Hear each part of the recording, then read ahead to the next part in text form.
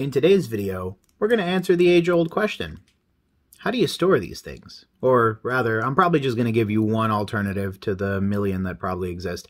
But, yeah, so watch along if you're interested to see how these Palms Off Gaming sleeves perform. But first, as always, let's roll that intro.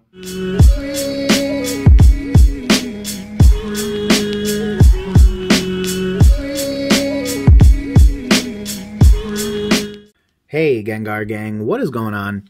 My name is Ryan, this is the Analytic Gengar, and welcome to another video. In today's video, friends, we're taking a look at these Palms Off Gaming sleeves. So, in case anyone missed it, I've more or less been purchasing random things from the Black Card X website, and this is yet another one of the things that I added to my cart when I did that purchase. Just to be clear, I am not sponsored by them, nor am I doing anything of that nature. I literally just bought it with my own money, spent like 200 bucks, and then, yeah, I mainly did so because it seems like a lot of their products are really cool. I did a video recently where we reviewed their premium PSA case. It holds 60 cards. Go check the video out. You'll hear my honest thoughts on it because, again, not sponsored, just kind of, you know, a hobbyist reviewing hobby things so that other people can make informed decisions. And one of the things that caught my eye on their website while I was shopping were these pack sleeves. Now, here's the thing. Packs are a pain in the you-know-what, and the main reason for that is because there's a bunch of different ways you can go about storing them, none of which quite make 100% sense. So here's an example of what I mean. This pack has a card saver 1 behind it, right? And then it's just sitting on top of the card saver 1, and then it's sandwiched in this team baggie. So this is one of those extra wide team baggies that sort of, I guess, is just meant to be like, you know, hold a whole bunch of cards. Problem with this is that it's not cute. The second problem with this is that it's certainly not a standard approach to, you know, fitting this stuff. And third thing is, while there is rigidity added to this, I could still fold this thing in half if I really wanted to just throw away a couple $100 bucks. So, in the grand scheme of things, this isn't the ideal way of storing your cards. Fun fact, neither is cramming them into a top loader, because guess what happens? Things get folded, things get creased, blah, blah, blah. And keeping your packs loose like this also isn't a great idea for exactly the same reason. They can risk getting damaged. Of course, you could just, you know, hope that they sit closely and then something like this happens, and then that's very annoying. So this is just another example of why you just shouldn't let your cards chill out of nowhere. And finally but not least, if you're really just truly a really disturbed person like I am, you could, you know, weigh your packs and then store them in a fatter team baggie with the intention of opening them up later. But the truth of the matter is, no matter which way you want to go about this, there isn't really one standardized way of storing your cards. Now, in the past, in videos, I have shown you my preferred method, and that involves a card saver 3 and a tall boy or basketball style sleeve that honestly offers a great amount of protection, a little bit of rigidity, and at least moves you closer towards a standardized way of storing cards. However, Palms Off Gaming came up with these sleeves, and I wanted to take a peek in today's video at how they function. So let's just go ahead and get these bad boys opened up, and then we'll see what we're working with. Now, of course, there is a couple different things to note on this tab. So first thing is PVC and acid free. So all that means to say is that these are nearing museum quality, which helps with the preservation. In case anyone's curious, PVC and acid were frequently added into certain plastics, and as a result it could cause leaching, bleeding, or distortion of the ink on your collectibles. So that's why you should keep a lookout for that. 99% of stuff made today, you know, has this already built into it, and you know, if they really wanted to add it, they'll include it on the thing as well, just to let you know, like, hey, this is the highest caliber of protection. The tapered lid is nice. I assume that means we're gonna see something really cool in terms of the way that it looks, and it folds over much like a perfect fit sleeve. They're ultra clear. The reason they look sort of opaque slash milky is probably because there's 100 of them stacked back to back. Oh, sorry, 50 of them. And the 100 is the 100 micron thickness. So they are extra thick. Haha. And yeah, this is a 50 pack, so price will be on screen, but let's go ahead and grab, you know, a few and we'll see what we see. So here is one of the sleeves. So a couple things to note. Ultra clear. Yes, very. That looks almost invisible. Comparatively, there's a half and half image. I'll do it again with the Lugia so you can kind of see. But I will say the overall quality on these is pretty high, and yeah, they are pretty clear, all things considered. Again, something impressive. Given all things equal. The second thing to note is this is the tapered lid they were talking about. So this tapered lid, all that really means is that when you fold it over, it's going to look really, really nice. You know what I mean? It's gonna come down and really kind of fold in on itself so that there's no like weird edges poking out over here. And that's just a little bit of a premium feature that I notice more and more grading companies and things of the nature, or sleeve manufacturers are including in the design of their items. And finally but not least, you do feel the thickness on this. It is substantial. It's definitely thicker than a penny sleeve, and so you really do get like a nice premium feel off of something like this. Finally but not least is the little peel away, and obviously that's just for the adhesive that folds over on this thing. So next things next, let's take a look at some of the different cards that I have, or some of the different packs rather, that I have brought out from my little box, just to kind of see how and if and why these are worth your purchase. So the first is a really old school pack. This is a first edition fossil pack. If I remember correctly, this weighed light. I could be very wrong though. Good news with WotC is that you can always weigh it again. Now at first glance, yeah, pretty impressive. This is a really nice fit. As you can see, I'm just laying it over right now. I haven't inserted the pack yet, so let's go ahead and do that. The other thing to note is I want to line up very closely with the bottom and very closely with the top, and it looks like this is quite literally just barely going to fit in there, but let's confirm that right now. So as you can see, I mean, yeah, this isn't rocket science. I can certainly explain it like it is, but we'll just do the thing. Pain in the neck with anything like this, especially when you're dealing with vintage packs. You don't want to wrinkle or damage the cards at all, and that can be a bit of a challenge. So yeah, that's that. Okay, so nice. All right, so I've got it really nicely loaded in there, and now I'm just gonna peel this thing back real quick just to show you the full functionality of the item. We're gonna fold that over and boom. I assume if you wanted to, you could crease the top of this plastic to really kind of set yourself in there. And there you have it, ladies and gentlemen, a really nicely stored pack. A couple things to note. There is a bit of rigidity to this. That is one thing I want to say. I want to find something to hit this thing with, because this is what this channel does, makes a total mockery of vintage Pokemon cards. Whack, there's a bit of firmness to it that you have to appreciate, and I think that's important, because if you're going to drop this thing and worry about the bottom of this creasing, you don't have to, right? This is strong enough plastic that you will get a little bit of rigidity. All that said, I want to show you and bring to mind the way this was shipped to me, right? So this is the exact shipping that I got this in, and a Card Saver 1 has the same level of rigidity, I would argue, as the edges of this plastic, not necessarily the middle of this plastic.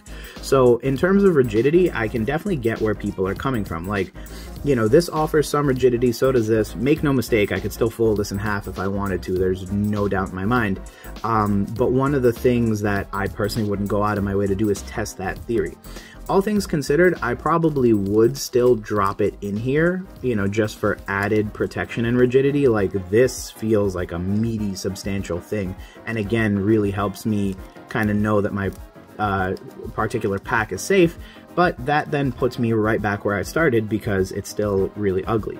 So, all things considered, this is nice. One thing I will say, and you can see it right here, the way this is holding the pack, it's actually causing it to puff out a little bit. When the pack is just sitting by itself, it wouldn't do that. The reason that's happening is because, likely, as the cards, mind you, there's 11 of them in here, have been inserted into this, it has caused a little bit of swelling with direction coming this way and this way. You'll see arrows representing what I mean. And then what's causing the swelling in the pack is that these insides have sort of moved inward and they're pushing against the plastic. So is that a big deal? No, but I will try to give you guys as honest a review as possible. And I know some people will be weirded out by that. And you can see if I squeeze it in, the pack itself is gonna like flatten out a little bit. So, you know, just a bit of a heads up. If you're not a fan of something like that happening to your cards, you might want to be mindful of that as you sort of go about deliberating if you should pick some of these up. And bear in mind, these are specifically the Palms Off Gaming version, but there are many market alternatives that are incredibly similar, and so you do want to bear that in mind. On to the pros of this, I will say it looks phenomenal in this, and you know, I'd be happy to wrap this up in bubble wrap and ship this to someone with some cardboard on both sides. And frankly, I think that's where I'm probably going to end up when it comes to just, you know, having my loose packs stored. So with that said, let's grab another one of these and throw it onto another one of my cards, and let's one of my packs, and let's just see what happens here. So this Flash Fire pack, I think it was like randomly included in a purchase I made. So let's see, this one's going to be a little bit weird to get in. Obviously not being as gentle because it's Flash Fire, but here we are. So here's something to note. As I insert the cards, right, one thing to note is that they, you know, you do get a little bit of like grippy friction on the bottom, so you might get a little bit of wrinkling down here. Just, you know, bear that in mind. There's probably an ideal way of inserting cards into one of these things so that you're in a good spot, but as you can see, totally fine, totally cool. And I'm gonna bring this to everyone's attention. You can see right here. So this is something, like, I'm one of those collectors that's going to go out of their way, but you can see right here where the plastic ends and where the pack ends. And that may vary pack to pack. That may be, you know, something completely out of the control. But I will say this, they can accommodate for this by making this just slightly taller. So, you know, I can see that the tapering starts right here, but obviously this pack is intended to be closed right here. And so I think one bit of feedback that I would give is, hey, if you guys can, make those just a little bit longer, maybe like 2 millimeters longer. And so this way there's no possible chance that there's going to be any kind of like weird shortage on these packs, because I would hate for a pack like this to get damaged. Again, this is a Charizard artwork, so we all know how that's going to age. But yeah, that's one of those things, right? Like I would, you know, I would hope that a few extra millimeters of space would do really well, I think, for the preservation of these packs, as well as just the overall fit, right? And mind you, these are probably also meant for things like sports, baseball, etc., etc. Thing is, most trading cards have a very similar shape and size, so I wouldn't think there would be, you know, too much play, but I think they, you know, the manufacturer of this, could give a little bit more headroom. Now, one thing I do want to test while we're at it, and before I get the third one sleeved up, is how these open back up. So I just brutalized that, but running my finger across the top, there is no residue, so that's a good thing. That means they use a high quality glue that makes these reusable, which is nice. And as you can see, for this particular one, I did a very poor job of folding that over, so you're not getting rid of that crease anymore. So do bear that in mind. Probably for something like this, you want to go out of your way to always perfectly fold these so that they're always like perfectly straight and aligned. And then this way, when you crease them, they're like better creased than not. And I'm going to try to do this. Like I said, this channel is a mockery because many people would be afraid to do this to a WotC pack, but hey, here I am anyway. But yeah, so you can see you know, it now looks a little bit better aligned and squared up. So I mean, is it the end of the world? No, but another one of those things. This plastic is thick enough that it's not going to sort of self-heal or self-recover. Instead, the opposite is quite true. There's going to be tons of creases, and the more and more you use this stuff, do expect that that type of stuff will end up happening. But again, super, you know, super happy with the way that that resealed as well. And here is just a good look at the two packs. you can see I'm a big fan of these. Actually, they're really nice, and they give just the right amount of rigidity that I feel comfortable if I have them in a good space. And then, you know, in the future, if I want to do the absolute most, I certainly can. So finally but not least, let's grab one more. This is going to be a big challenge, and I think this is going to be a hit or a miss right here. So here is a non-standard promo pack of Pokemon cards, and I can immediately see a big issue. Remember how I said earlier, I wish they gave a little bit more headroom. Now I wish they gave about 1/2 inches worth more headroom, because right now I have it perfectly aligned with the bottom, right? I'm not folding the bottom because I don't want to do that, but if I don't do that, I will not be able to fit this promo pack of cards into this sleeve. And I think that is a major takeaway from today's video, if there ever was one, is, you know, they need more headroom on these. I think if they gave a little bit more headroom, it doesn't really matter, because when you fold it over, it's still going to, you know, fold to the exact dimensions of the pack. But all that means is that you give, you know, your customers a little bit more room to fit some stuff in. So, with all that said, friends, in summary, do I recommend these? Yes, I do. I think Palms Off Gaming, again, hats off to them. They developed a great product. The one thing I will really applaud them for is the thickness of these particular products. They are thicker than many of the market alternatives, and so they definitely earn the right to put extra thick on their packaging. I definitely agree 100% with that. The one thing I would say is that I wish these were just a little bit longer in terms of overall length. Again, when folded over, it's going to look perfectly fine, and it's going to look like exactly the shape of the cards, which is nice.